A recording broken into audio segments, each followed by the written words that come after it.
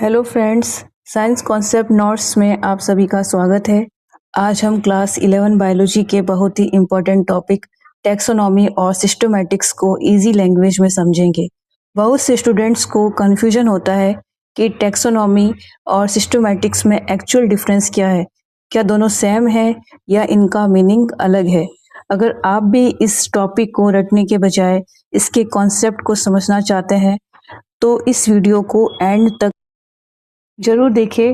Video के and तक आप आइडेंटिफिकेशन, नोमेनक्लेचर, क्लासिफिकेशन और इवोल्यूशनरी रिलेशनशिप जैसे टर्म्स को भी इजीली समझ जाएंगे।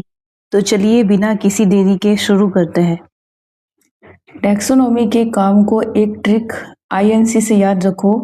यहाँ I का मतलब है आइडेंटिफिकेशन, N का मतलब है नोमेनक्लेचर और C का मतलब है क्लासिफिकेशन।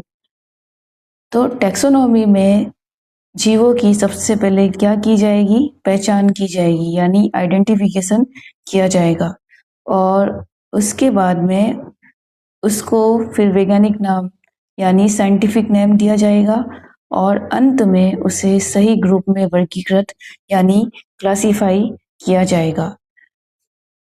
टैक्सोनॉमी को अगर हम इजी वे में समझना चाहे तो एक उदाहरण से समझ सकते हैं।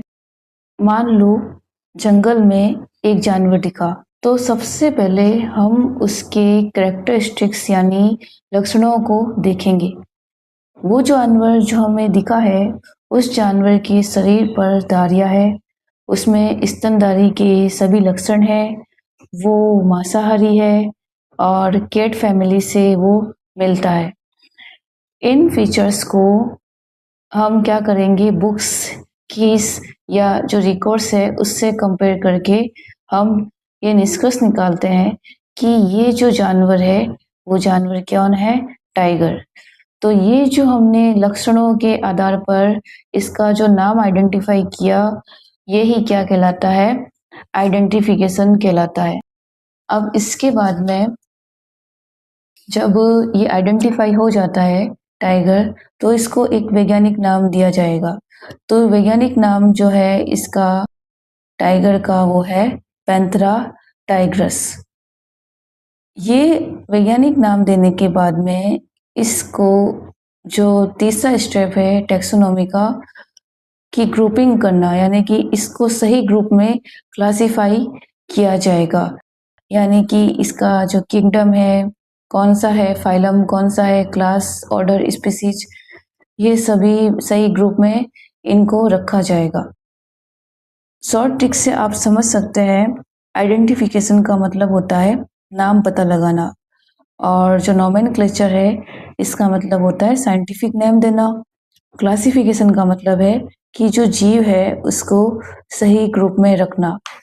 तो इस प्रकार से टैक्सोनॉमी जो होती है उसमें ये सभी काम किए जाते हैं। सिस्टमैटिक्स में टैक्सोनॉमी का सारा काम तो होता ही है, लेकिन एक और चीज ऐड होती है, वो क्या है?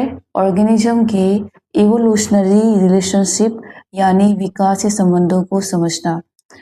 उदाहरण के लिए टाइगर, लायन एंड लेपर्ड की अगर हम टैक्सोनॉमी देखें तो जो टाइगर है उसका जो वैज्ञानिक नाम है वो है पैंथेरा टाइग्रस और जो लायन है उसका वैज्ञानिक नाम है पैंथेरा लियो। लेपर्ड का वैज्ञानिक नाम है पैंथेरा पार्डस।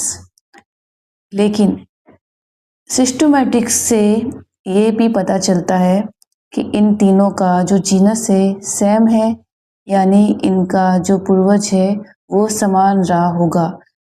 तो इस प्रकार से एंसेस्टर के बारे में जो पता चलता है हमको, वो पता चलता है सिस्टमैटिक्स से।